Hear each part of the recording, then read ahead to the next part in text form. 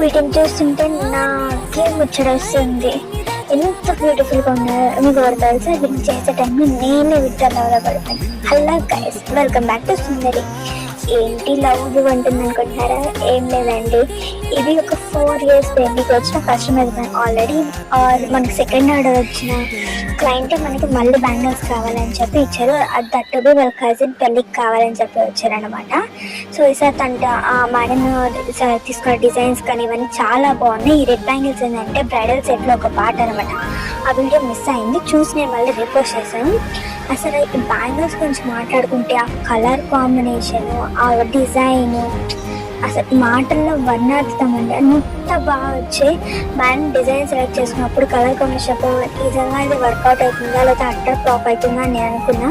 Madam మనకి 1 day time ఇచ్చింది. దాంట్లో హాఫ్ ఆఫ్ ద డే నాకు ఆ మెటీరియల్ కోసం తిరగడం తగ్గింది. మెయిన్గా 3 size బ్యాంగిల్స్ అయితే అస్సలు దొరకలేదు.